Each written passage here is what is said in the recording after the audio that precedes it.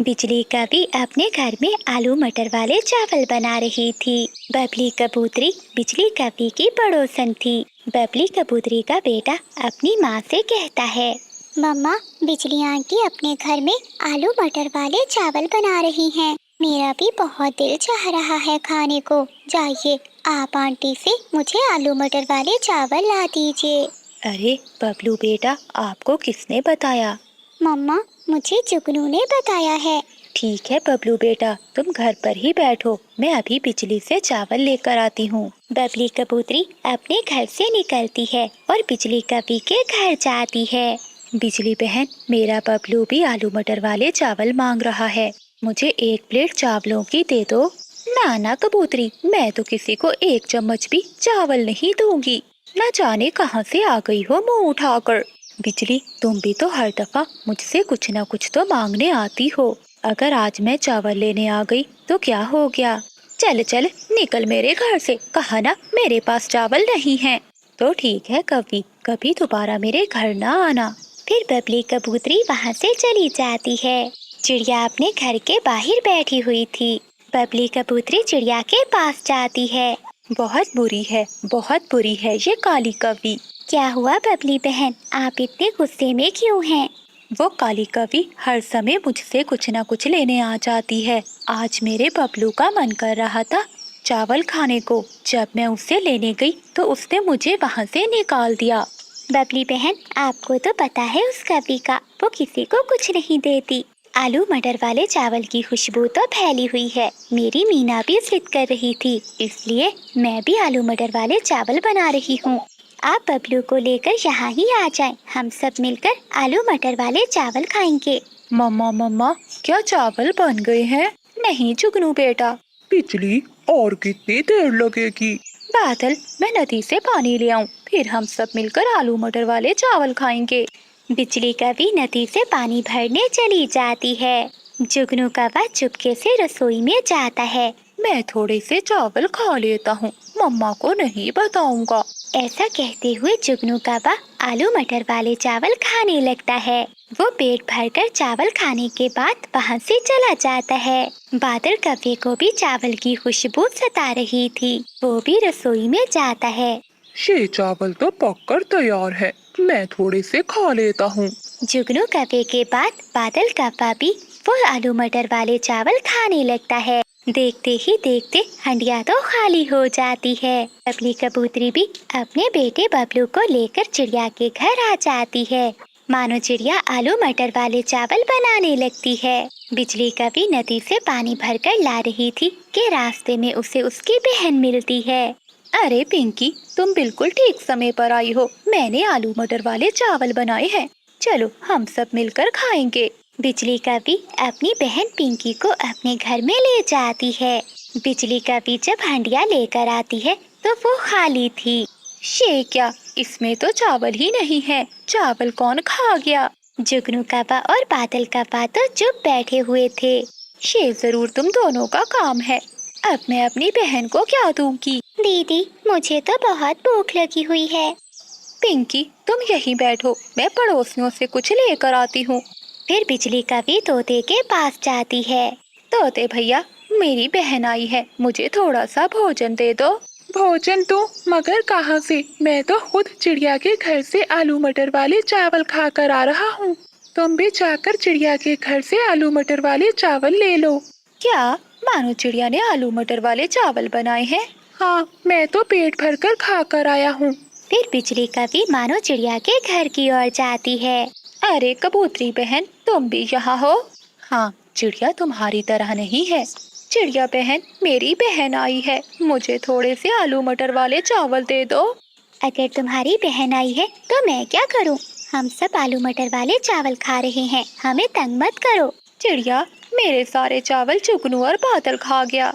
तो फिर मैं क्या करूँ? हमारा समय बर्बाद ना करो। बबली बहन, मैं तुमसे माफी मांगती हूँ, तुम चिड़िया से कहो मुझे 1 प्लेट आलू मटर वाले चावल दे दे। बिजली, पड़ोसियों को एक दूसरे की मदद पड़ ही जाती है, इसलिए इतना घमंड न किया करो। बिजली कभी सभी से बहुत शर्मिंदा थी। मानो चिड़िया 1 प्लेट बिजली कभी को दे देती है और बिजली कभी खुशी खुशी वहाँ से चली जाती है। प्यारे दोस्तों, इस कहानी को लाइक अपने दोस्तों के साथ शेयर करना मत भूलिएगा। आपका धन्यवाद। बिजली कभी तेज बारिश में कबूतर के आमों के बाग में जाती है। कबूतर भैया, मुझे इन आमों के पेड़ से एक मीठा आम तोड़ दो। क्यों? ये मेरे पेड़ हैं, मैंने इन्हें मेहनत से बड़ा किया है, मैं तुम्हें क्यों आम दूं? कबूतर, अगर एक आम दे दोगे तो क्या हो जाएगा? ऐसी तेज बारिश में कहीं से भोजन भी नहीं मिल रहा। निकलो यहाँ से, खुद तुम पति पत्नी कोई काम करते नहीं हो और बस मुफ्त का खाना ही आता है। इसीलिए तो मैं तुम्हें गंदी आँखों वाला कबूतर कहती हूँ, क्योंकि तुम्हें किसी पर दया नहीं आती। बिजली कभी कबूतर को बातें सुनाकर वहाँ से चली जाती है। दूसरी ओर बादल कौवा तोते के खेत में जाता है। कबूतर यार, मुझे अपने खेत से एक मकई का भुट्टा तोड़ दो, मैं कल से बहुत भूखा हूँ। तो तुम्हें किसने कहा है कि सारा दिन आवारा घूमो? मैंने कितनी बार तुम्हें कहा है कि अपने खेत में फसल उगाओ, लेकिन तुम पति पत्नी ने तो कसम खा रखी है काम ना करने की। बस बस, अगर भुट्टा नहीं देना तो ना दो, मेरी बेइज्जती करने का कोई हक नहीं। आहा जाओ, नहीं देना मुझे कोई भुट्टा। मेरी पत्नी तुम्हें ठीक ही कहती है, मोटी चोंच वाला तोता। फिर बादल कौवा भी तोते से लड़ झगड़ कर अपने घर चला जाता है। बादल जी, आज मैं कबूतर से मीठा आम लेने गई तो उसने मुझे बहुत सारी बातें सुनाई और एक भी आम नहीं दिया। मुझे भी उस तोते ने अपने खेत से मकई का भुट्टा नहीं दिया। बादल जी, कितना अच्छा हो जाए कि अगर ये सारा जंगल पक्षियों से खाली हो जाए, वो गंदी आँखों वाला और मोटी चोंच वाला यहाँ से चले जाएं। इस तरह जंगल पर हमारा कब्जा होगा। बिजली, बात तो तुम्हारी ठीक है, हमें रोज रोज दाना लेने भी नहीं जाना पड़ेगा, लेकिन हम सब ये करेंगे कैसे? हाँ बिजली, तुम अपनी माँ के पास जाओ, उनके पास तो शैतानी विचार होते हैं, वो तुम्हें जरूर कोई उपाय बताएगी। जब बारिश रुकती है तो बिजली कभी दूसरे जंगल अपनी माँ के पास जाती है और वो अपनी माँ को सारी बात बताती है। बिजली, अगर तुम जंगल खाली करवाना चाहती हो तो उन पक्षियों को बताओ कि आज रात जंगल में तूफानी बारिश आने वाली है। इतना बड़ा तूफान आने वाला है कि जंगल के सभी घर टूट जाएंगे। तुम देखना, वो सब डरकर वहाँ से भाग जाएंगे। लेकिन बिजली बेटी, मेरा हिस्सा देना ना भूलना। हाँ हाँ माँ, मैं तुम्हें ही पहले मीठे आम देकर जाऊंगी। फिर बिजली कभी वापिस अपने जंगल लौट आती है। बादल जी, हम ऐसा करते हैं, सबसे पहले जाकर उस मानो चिड़िया को डराते हैं और फिर मानो चिड़िया सभी पक्षियों को जाकर बता देगी। उसकी बात तो सभी पक्षी मानते हैं। फिर बिजली और बादल मानो चिड़िया के घर जाते हैं और दरवाजे पर दस्तक देते हैं। मानो चिड़िया घर से बाहर आती है। अरे क्या हुआ बिजली और बादल, आप यहाँ? मानो बहन, क्या तुम्हें नहीं पता कि आज रात जंगल में क्या होने वाला है? नहीं बिजली बहन, क्या होने वाला है? रात को जंगल में बहुत बड़ा तूफान आने वाला है। मैं और बिजली अपना सामान बांधकर यहाँ से जाने वाले हैं। लेकिन आप दोनों को ये किसने बताया? हमें मौसम का संदेश देने वाला पक्षी बता कर गया है। तुम भी अपना सामान बांध लो और बाकी पक्षियों को भी बता दो। हाँ चिड़िया बहन, जितनी जल्दी हो सके सब यहाँ से चले जाते हैं, वरना सभी मारे जाएंगे। ये सुनते ही मानो चिड़िया जल्दी से कबूतर के पास जाती है। कबूतर भैया, जल्दी से अपना सामान बांध ले, रात को जंगल में तूफान आने वाला है। चिड़िया बहन, अभी अभी तो मेरे खेत में मकई के भुट्टे लगे हैं, मैं अपनी फसल को छोड़कर कैसे जा सकता हूँ? कबूतर भैया, जान ज्यादा कीमती है, जब तूफान खत्म होगा तो हम वापस लौट आएंगे।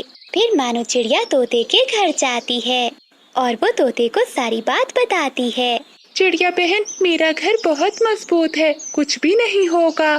तोते भैया, क्या पता कि तूफान कितना तेज होगा, अभी इस समय अपनी जान बचाना ज्यादा जरूरी है। फिर मानो चिड़िया अपने घर चली जाती है। सभी पक्षी अपना अपना सामान बांधने लगते हैं। शाम होने से पहले पहले वो सभी जंगल खाली कर देते हैं। बिजली और बादल भी बाकी पक्षियों के साथ वो जंगल छोड़ने का नाटक करते हैं।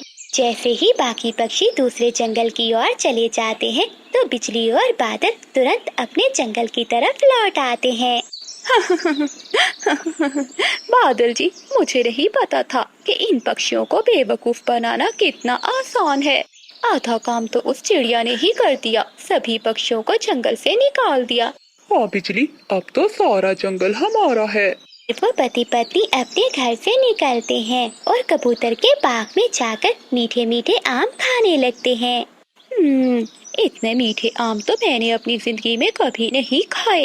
वो गंदी आंखों वाला सारे आम खुद खाना चाहता था। कितना मजा आएगा बादल जी, जब वो जंगल लौटेगा तो उसके पेड़ पर एक भी आम नहीं होगा। बिजली, उस तोते ने भी मेरी बहुत बेइज्जती की थी। चलो उसके खेत से भी भुट्टे खाते हैं। फिर वो दोनों तोते के खेत में जाते हैं और जी भर कर भुट्टे खाते हैं। शाम को वो अपने घर में आकर सो जाते हैं। रात होते ही जंगल में बहुत तेज तूफान आ जाता है। जंगल में बहुत तेज हवाएं चल रही थी और साथ में बहुत तेज बरसात भी हो रही थी। तेज हवा के कारण पक्षियों के घर जोर जोर से हिलना शुरू हो जाते हैं। दोनों कपों की आँख खुल जाती है। बिजली, यहाँ तो सच में तूफान आ गया है। हमारा घर तो जोर जोर से हिल रहा है। बादल जी, बारिश भी बहुत तेज है। हम तो उड़कर किसी सुरक्षित जगह पर भी नहीं जा सकते। तेज हवा के झोंके से उनका घर नीचे आकर गिरता है। कपों को इतना समय भी नहीं मिलता कि वो अपने घर से बाहर निकल सके और वो दोनों ही घर के साथ नीचे दब जाते हैं। वो दोनों फूट फूट कर रो रहे थे।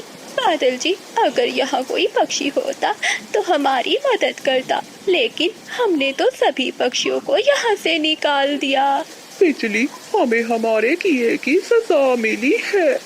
मानो चिड़िया के पास एक गुलाब जामुन था। वो अपना गुलाब जामुन लेकर घर लौट रही थी कि रास्ते में उसे बादल कौवा मिल जाता है। चिड़िया, चलो एक खेल खेलते हैं। बादल भैया, मेरी बेटी भूखी है, मेरे पास खेलने का समय नहीं है। मुझे घर लौटकर जाना है। देखते हैं पीपल के पेड़ को पहले कौन पंख लगाता है। अगर पहले मैं गया तो तुम्हारा ये गुलाब जामुन मेरा, और अगर मैं हार गया तो ये अनाज से भरी हुई पोटली तुम्हारी। ढेर सारा अनाज देखकर चिड़िया भी लालच में आ जाती है। तो फिर ठीक है, देखते हैं आज कौन जीतता है। फिर मानो चिड़िया अपना गुलाब जामुन और बादल कौवा अपनी अनाज से भरी हुई पोटली वहीं रखते हैं। कौवे, मुझे धोखा ना देना, सीधा उड़ना, कहीं ऐसा ना हो कि मुझसे टकरा जाओ। तुम चिंता नहीं करो, ऐसा करने की मुझे कोई जरूरत नहीं होगी, मैं जीत जाऊंगा। फिर दोनों में रेस शुरू होती है। बादल कौवा बहुत तेजी से उड़ता है। वो तो तेजी से उड़ता हुआ मानो चिड़िया से आगे निकल जाता है। मानो चिड़िया अभी आधे रास्ते में ही थी कि बादल कौवा पीपल के पेड़ पर पहुंच जाता है। मैं जीत गया, मैं जीत गया, अब तुम्हारा गुलाब जामुन मेरा हुआ। मैं हार गई। कौवे, मुझे मेरे लालच ने धोखा दिया। हाँ, तुम मेरा गुलाब जामुन लेकर जा सकते हो। फिर बादल कौवा खुशी खुशी चिड़िया का गुलाब जामुन और अपना अनाज लेकर चला जाता है। बिजली, बिजली, कहाँ हो तुम? देखो मैं क्या लाया हूँ। मैं बुलबुल मौसी से अनाज और चिड़िया से गुलाब जामुन लाया हूँ। आज फिर मेरा बादल जी जीत गया होगा। हाँ बिजली, आज मैंने चिड़िया से रेस लगाई। छोटी चिड़िया तो अभी आधे रास्ते में ही थी कि मैं जीत गया। कुछ दिन बीत जाते हैं। एक दिन बादल कौवा कबूतर के पास जाता है। कबूतर यार, क्या तुम बादलों तक उड़ सकते हो? हाँ, मैं बहुत ऊंचाई तक जा सकता हूँ। कई बार तो मैं बादलों से भी ऊपर तक गया हूँ। तो फिर देखते हैं बंटी कि आज कौन बादलों तक जाता है। तभी मानो चिड़िया और चीकू तोता भी वहाँ आ जाते हैं। बंटी भैया, आप ऐसा मत करें, आप हार जाओगे। जो हारेगा वो दूसरे को 3 दिन तक दाना ला कर देगा। चिड़िया बहन, तुम चिंता नहीं करो, मैं नहीं हारने वाला। चल बे बादल, देखते हैं कि आज कौन जीतता है। फिर वो दोनों उड़ते हैं। जब वो दोनों थोड़ी ऊंचाई पर जाते हैं तो हवा बहुत तेज हो जाती है। तेज हवा में ऊपर जाना बहुत मुश्किल था, लेकिन बादल कौवा तो बिना सोचे ही ऊपर से ऊपर उड़ते जा रहा था। बंटी कबूतर तो डर जाता है और वापस नीचे लौट आता है। देखते ही देखते बादल कौवा तो बादलों के पास पहुंच जाता है। तेज हवा बादल कौवे को दूर तक ले जाती है। बंटी भैया, मैंने आपसे कहा था ना कि ऐसा ना करें। अब देखें, बादल कौवा तो हवा में उड़ गया है। बादल कौवा तो हवाओं के साथ साथ उड़ता उड़ता दूर निकल जाता है। कौवे की किस्मत अच्छी थी, वो अचानक नीचे गिरता है और नीचे एक नरम घास के खेत में जाकर गिरता है। बच गया, बच गया मैं। अगर मैं जमीन पर गिरता तो मेरी हड्डी टूट जाती। कौवा फिर उड़ता है और वो चिड़िया, तोते और कबूतर के पास जाता है। बादल भैया, आप जिंदा हो? हम तो समझे थे कि आप नहीं बचोगे अब। मुझे बादल कहते हैं, बादल। बादलों तक पहुंचना तो मेरे लिए कोई मुश्किल काम नहीं। चल बे कबूतर, अब मेरा नौकर बन जा और मेरा दाना मेरे घर तक पहुंचा दे। फिर बादल कौवा अपने घर लौट जाता है। बादल जी, आज दाना नहीं लाए? वो गंदी आंखों वाला कबूतर मुझसे शर्त हार गया था, इसलिए 3 दिन तक वो ही हमें दाना ला कर देगा। ये सुनकर बिजली कौवी बहुत खुश होती है। मेरे बादल जी किसी से नहीं हारने वाले। मेरा पति तो बहुत बहादुर है। तभी कबूतर भी दाना लेकर आ जाता है। गंदी आंखों वाले, मेरे पति से मुकाबला करना कोई बच्चों का खेल नहीं है। जरा देखो तो मेरे बादल जी के पंख कितने बड़े बड़े हैं। मेरे पति से कोई भी नहीं जीत सकता। बिजली, अगर हवा तेज न होती तो मैं ही जीतने वाला था। बादल की तो किस्मत अच्छी थी जो घास पर गिरा। अगर किसी पत्थर से टकरा जाता तो बादल जीत कर भी हार जाता। मुफ्त का भोजन खाने के लिए बादल कौवा कुछ भी कर सकता था। एक दिन मानो चिड़िया और चीकू तोता बैठे हुए थे कि बादल कौवा वहाँ जाता है। बादल कौवे, कोई है इस जंगल में जो उस बड़े नारियल के पेड़ से छलांग लगा सके? मैं ऐसा कर सकता हूँ। तो फिर देखते हैं, आज तो मैं ही जीतूंगा। तोते भैया, वो पेड़ बहुत ऊंचा है, किसी के चोट भी लग सकती है। आप रुक जाएं, आप ऐसा काम ना करें। नहीं चिड़िया बहन, आज तो बादल कौवा हारेगा, जरूर हारेगा। तो फिर आजा मोटी चोंच वाले, देखते हैं। फिर वो दोनों नारियल के ऊंचे पेड़ पर जाकर बैठ जाते हैं। चीकू तोता जब नीचे देखता है तो वो डर जाता है। वो रुक जाता है, लेकिन बादल कौवा बिना कुछ सोचे ही ऊपर से छलांग लगा देता है। कौवा तो सीधा जमीन पर जाकर गिरता है और कौवे की दोनों टांगे टूट जाती हैं। हाय मेरी टांगे, मेरी टांगे, मैं मर गया, मुझे कोई बचा लो। फिर तोता और मानो चिड़िया वहाँ आते हैं। कौवे भैया, आपकी तो दोनों टांगे टूट गई हैं। कौवे, तुम तो जीत कर भी हार गए, टांगे टूट गई है तुम्हारी। अब तुम किसी से भी मुकाबला नहीं कर सकते। जिससे बहुत बड़ी गलती हो गई जो मैंने ऐसा किया। अब मुझे मेरे घर पहुंचा दो। ऐसे बादल कौवा अपने किए पर पछताता रहता है। जंगल में कई दिनों से बारिशें लगातार हो रही थी। बादल जी, इन बारिशों के दिनों में मुझे भूख भी बहुत ज्यादा लगती है। मैं क्या करूं? मेरा भूख से बहुत बुरा हाल है। बिजली, रसोई में कुछ पड़ा है खाने को? हाँ, रसोई में मिर्ची के अलावा कुछ भी नहीं पड़ा, सब कुछ खत्म हो गया। वो गंदी आंखों वाला कबूतर मुझे हजार बातें सुनाएगा। उसके पास मीठा फल तो है, मैंने देखा था, वो अभी अभी लेकर जा रहा था। अच्छा, अगर कबूतर के पास मीठा फल है तो मैं जाती हूँ, मैं किसी न किसी तरह वो मीठा फल ले ही आऊंगी। फिर बिजली कौवी अपने घर से निकलती है और वो कबूतर के घर की ओर जाती है। बबली, मेरी किस्मत अच्छी थी कि मैं सीधा फल के पेड़ की ओर गया और मुझे ये मीठा फल मिल गया। अगर ना मिलता तो हम दोनों को आज भूखे ही रहना पड़ता। कबूतर, मेरे सुंदर कबूतर भाई, जरा दरवाजा खोलना। बबली, ये तो बिजली कौवी की आवाज है, वो इतनी तेज बारिश में यहाँ क्या करने आई होगी? फिर बंटी कबूतर दरवाजा खोलता है। कबूतर भैया, मेरा भूख से बुरा हाल है, प्लीज मुझे कुछ खाने को दे दो। लेकिन मेरे पास तो कुछ भी नहीं है। है, आपके घर में एक मीठा फल है, मुझे सब मालूम है। लेकिन वो फल तो मैं और बबली खाने ही वाले थे। अगर खाने नहीं देना तो मुझे एक नजर देख ही लेने दो वो मीठा फल। ठीक है, चलो देख लो। फिर कबूतर बिजली कौवी को घर के अंदर ले जाता है। ये मीठा फल तो बहुत स्वादिष्ट होगा। बिजली बहन, अगर हमें कोई और मीठा फल मिला तो हम आपको भी जरूर देंगे। अरे ये क्या, वो देखो कबूतर, तुम्हारे मटके के पीछे चूहा है। जैसे ही वो पति पत्नी पीछे मुड़कर देखते हैं तो बिजली कवि उनका मीठा फल लेकर वहाँ से भाग जाती है। रुको रुको दुष्ट कवि, मैं छोड़ूंगा नहीं तुम्हें। कबूतर भी बिजली कवि के पीछे भागता है, लेकिन बिजली कवि झाड़ियों में जाकर छुप जाती है। मैं कितनी मुश्किल से मीठा फल ढूंढ कर लाया था, बेशर्म कवि छीन कर ले गई। फिर कबूतर वापस घर चला जाता है और बिजली कवि कबूतर से छुपते हुए वापस अपने घर चली जाती है। शाम के बाद कबूतर और कबूतरी मानो चिड़िया के पास जाते हैं। चिड़िया बहन, अगर तुम्हारे पास कुछ दाने हैं तो हमें दे दो, हम बहुत भूखे हैं। लेकिन कबूतर भैया, आप तो सुबह मीठा फल लाए थे। चिड़िया बहन, क्या बताऊं, वो मीठा फल तो वो दुष्ट काली कवि हमसे छीन कर भाग गई। ये सुनकर मानो चिड़िया हंसने लग जाती है। कबूतर भैया, वो कौवा और कवि तो हर समय भूखे ही होते हैं। कल बादल कव्वे ने तोते से भी फल छीन लिया था। फिर मानो चिड़िया कबूतर और कबूतरी को कुछ दाने दे देती है। वो दोनों पति पत्नी दाने लेकर अपने घर चले जाते हैं।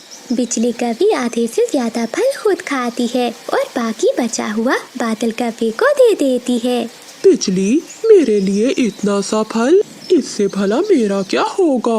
अच्छा, इतनी भूख लगी थी तो खुद जाकर ले आते। अब मुझे सोने दो, मुझे बहुत नींद आ रही है।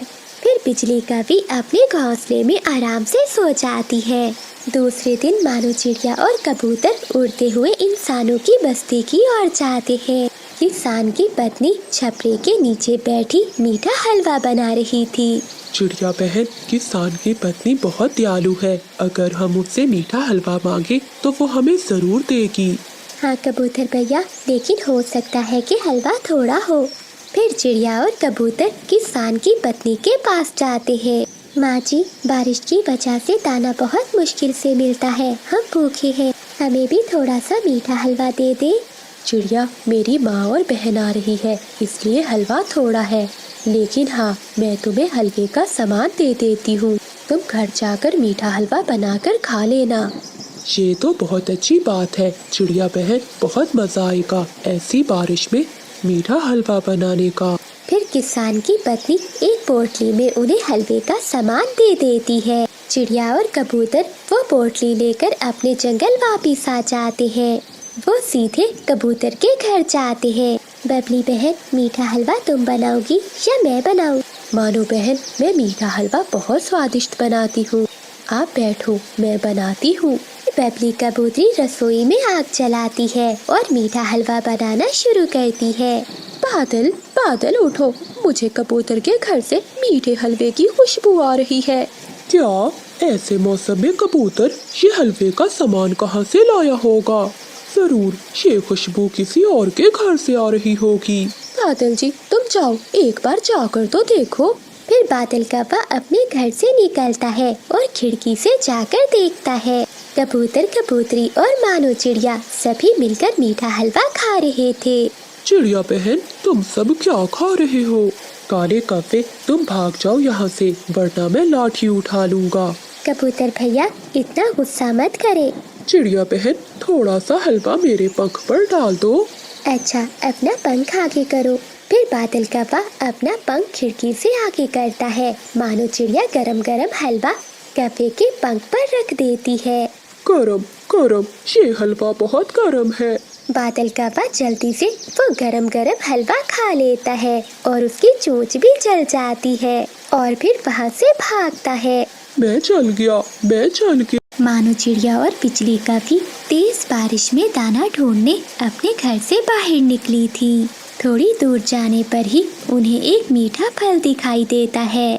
बिजली कवि भागकर उस आम के फल के पास जाकर बैठ जाती है। चिड़िया, मुझे आज फिर तुमसे पहले मीठा फल मिल गया है। मेरा जुगनू तो खाएगा मीठा आम और तुम्हारे बच्चे सोएंगे भूखे।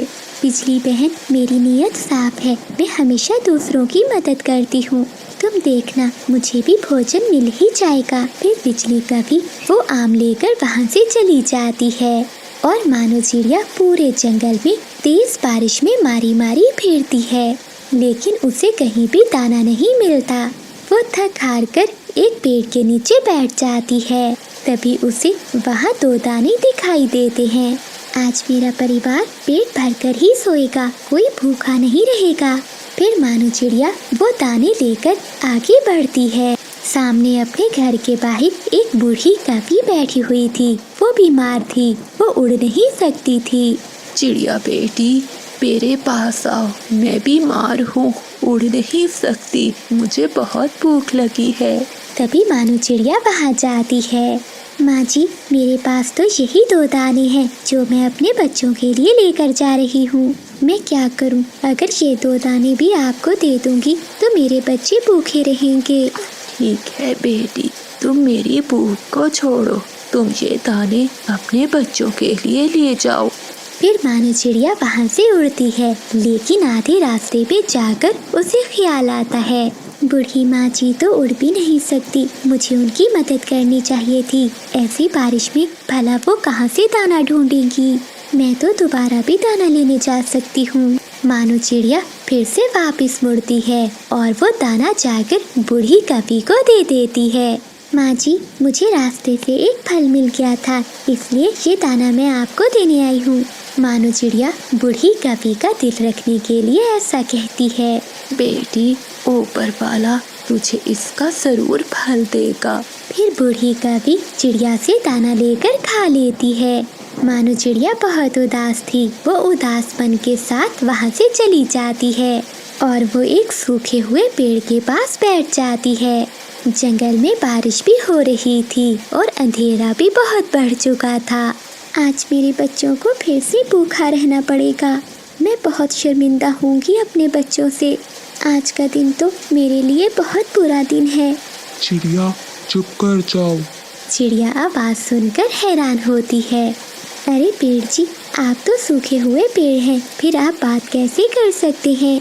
चिड़िया, मैं एक सूखा हुआ पेड़ तो हूँ, लेकिन मैं हमेशा दूसरों की मदद करता हूँ। मैं किसी को तकलीफ में नहीं देख सकता। तुमने हमेशा दूसरों की मदद की है, अब मैं भी तुम्हें कुछ देना चाहता हूँ। मेरी पेड़ की खोखर में देखो। फिर चिड़िया उस सूखे हुए पेड़ की खोखर में देखती है। वहाँ तो ढेर सारा भोजन था। ये सब देखकर मानो चिड़िया बहुत खुश होती है। पेड़ जी, क्या मैं कुछ फल अपने बच्चों के लिए ले जाऊं?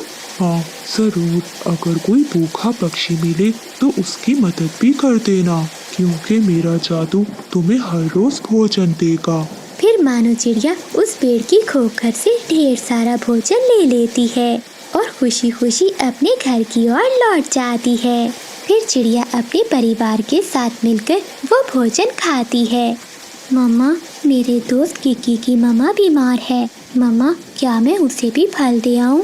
हाँ बेटे, हमें किसी मजबूर और मुश्किल में फंसे हुए पक्षी की मदद करनी चाहिए। अगली सुबह हो जाती है और बारिश भी रुक जाती है।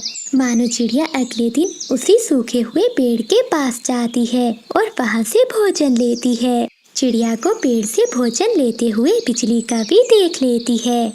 चिड़िया जब भोजन लेकर जा रही होती है तो बिजली कौवी उसे रोक लेती है। चिड़िया बहन, क्या वो सूखा पेड़ मुझे भी भोजन देगा? हाँ बिजली बहन, वो सूखा हुआ पेड़ सभी पक्षियों की मदद करता है, लेकिन जो अच्छे, सच्चे और मेहनती पक्षी हो सिर्फ उन्हीं की मदद करता है। मैं भी तो अच्छी कवि हूँ, मेहनती हूँ, मैं भी जाती हूँ और उस सूखे पेड़ से दाना लेती हूँ। फिर बिजली कौवी सूखे हुए पेड़ के पास जाती है। पेड़ पेड़, मेरी मदद करो, मुझे भी अपनी खोखर से भोजन लेने दो। कौवी, तुम मेरे पेड़ की खोखर से भोजन ले सकती हो, अगर तुम मेहनती और सच्ची पक्षी है तो। हाँ हाँ पेड़ जी, मैं तो बहुत मेहनती हूँ और मैं जंगल के सभी पक्षियों की बहुत मदद करती हूँ। ऐसा कहते हुए बिजली कौवी पेड़ की खोखर में झांक कर देखती है, लेकिन पेड़ की खोखर से मधुमक्खियाँ बिजली कौवी पर हमला कर देती हैं और बिजली कौवी वहाँ से भाग जाती है। बिजली कौवी वहाँ से भागती है और मानो चिड़िया के पास जाती है। चिड़िया बहन, प्लीज मुझे बचा लो, मुझे इन मधुमक्खियों से बचा लो। फिर मानो चिड़िया बिजली कवि की जान बचाती है और वो मधुमक्खियों को वापस भेज देती है। बिजली बहन याद रखना, अच्छाई का सिला हमेशा अच्छा ही मिलता है और बुराई का अंत हमेशा बुरा ही होता है। तेज बारिश में बादल कव्वा अपने घर के बाहर बैठा हुआ था। ये पक्षी भी बहुत चालाक हो गए हैं, क्या जाता है इनका, अगर एक दाना मुझे दे दिया करे। अब तो जंगल का कोई पक्षी भी मेरा विश्वास नहीं करता, क्या करूं मैं। आज तो भूख भी बहुत लगी है और ऐसी बारिश में अब मैं दाना कहाँ से ढूंढने जाऊंगा। तभी उसे दूर से बंटी कबूतर दाना लेकर आता हुआ दिखाई देता है। ये कबूतर तो मेरा बहुत बड़ा दुश्मन है, ये तो कभी मेरी बातों में नहीं आएगा। तभी कव्वे के दिमाग में एक नई शरारत आती है। जैसे ही कबूतर कव्वे के पास पहुंचता है तो बादल कव्वा नीचे लेट जाता है और अपनी आंखें बंद करके जोर जोर से हिलने लगता है। कव्वे को ऐसा करता हुआ देखकर कबूतर जल्दी से वहां आता है। बादल कव्वे, क्या हुआ तुम्हें? लेकिन कव्वा कोई जवाब नहीं देता और वैसे ही करने लगता है। बंटी कबूतर थोड़ा सा पानी कव्वे के मुंह में डालता है, लेकिन कव्वा फिर भी वैसा करना ही जारी रखता है। पता नहीं इसे क्या हो गया है, ऐसा करता हूँ थोड़ा सा दाना खिलाता हूँ, शायद ये ठीक हो जाए। कव्वा जब ये सुनता है वो तो खुशी से फूल जाता है। फिर कबूतर दाना कव्वे को खिला देता है, तभी कव्वा भी उठ जाता है। बादल कव्वे, मैं तो घबरा ही गया था, तुम्हें क्या हुआ था? तुम्हें क्या बताऊं कबूतर के मुझे क्या मसला है।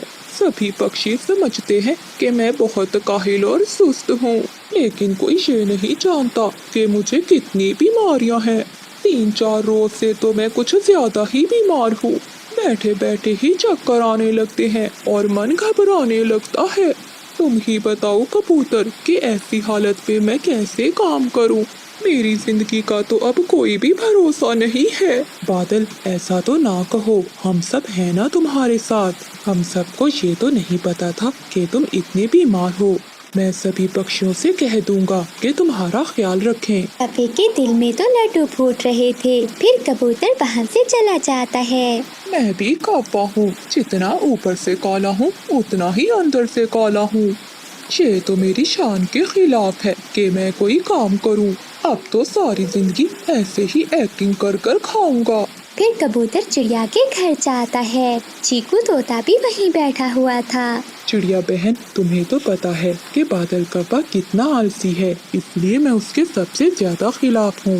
लेकिन असल बात का तो मुझे अब पता चला है। क्या हुआ बंटी भैया, आप इतने परेशान क्यों लग रहे हो?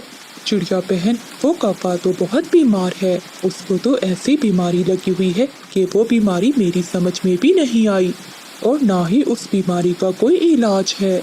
मैं इसीलिए यहाँ आया हूँ कि इस मुश्किल समय में हमें उसे अकेला नहीं छोड़ना चाहिए। हाँ कबूतर, तुम ठीक कह रहे हो। उसने आज तक हमारे जंगल में कुछ भी अच्छा नहीं किया, लेकिन जो भी हो वो है तो हमारे जंगल का पक्षी। हमारे जंगल की रौनक उसी की वजह से ही है। बताओ कबूतर, हमें क्या करना होगा? मैंने सोचा है कि हम सब मिलकर बारी बारी उसे दाना दिया करेंगे। हाँ बंटी भैया, आपकी बात बिल्कुल ठीक है, हम ऐसा ही करेंगे। अगली सुबह वो तीनों पक्षी बादल कव्वे के पास जाते हैं। बादल भैया, मुझे आपसे बहुत शिकायत है। जैसा भी हो, मैंने हर मुश्किल समय में आपका साथ दिया है। आपको मुझे बताना चाहिए था अपनी बीमारी का। मानो बहन, मैं तुम्हें परेशान नहीं करना चाहता था, बस मैं अकेला ही लड़ना चाहता था। ऐसा कहते हुए कव्वा फिर से वही एक्टिंग करना शुरू कर देता है। ये देखकर चिड़िया डर जाती है और वो कबूतर के बताए हुए मुताबिक एक दाना कव्वे के मुंह में डाल देती है। कुछ ही देर में कव्वा उठकर बैठ जाता है। कव्वे भैया, आपने घबराना नहीं है, आप जल्दी ठीक हो जाएंगे। मानो बहन, मुझे लगता है अब मैं जल्दी ही मर जाऊंगा।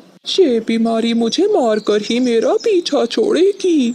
अभी तो आज मुझे अपने घोंसले की मुरम्मत का काम भी करना था। जैसे ही मेरी सेहत ठीक होती है, मैं ये काम करना शुरू कर दूंगा। कव्वे भैया, मैं कर दूंगी आपके घोंसले का काम। इसी हालत में मैं आपको घर का काम नहीं करने दूंगी। ठीक है चिड़िया बहन, अगर तुम कह रही हो तो ठीक है, वरना मैं खुद ही कर लेता। बेचारी चिड़िया सारा दिन जंगल से सूखे तिनके लाकर कप्पे की छत की मुरम्मत करती है। अगले दिन बादल कप्पे का मामा साथ वाले जंगल से आता है। वो देखता है कि सभी पक्षी कप्पे की बहुत सेवा कर रहे हैं। पक्षियों के जाते ही उसका मामा बादल कप्पे के पास जाता है।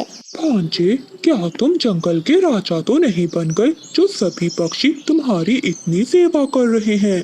मामा जी, ऐसा ही समझ ले। अगर आप कहें तो आपको भी ये राज बता दूं। तभी कबूतर वहीं से गुजर रहा था। वो उन दोनों की बातें सुन लेता है।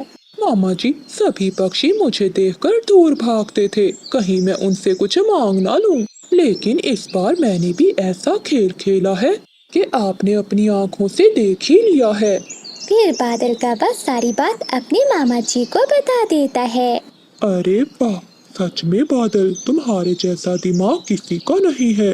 कबूतर जो सुबह सुबह फल लेकर कप्पे के पास आया था, वो ये सारी बातें सुन लेता है और उसे अपने आप पर बहुत गुस्सा आता है कि वो कैसे उल्लू बन गया। लेकिन कप्पे, अब तुम इस बात की चिंता ना करो, इसका बदला तो मैं तुमसे लेकर ही रहूंगा। फिर वो सभी पक्षियों को बुलाता है और उन्हें सारी बात बताता है। लेकिन बंटी भैया, अब हम क्या करेंगे?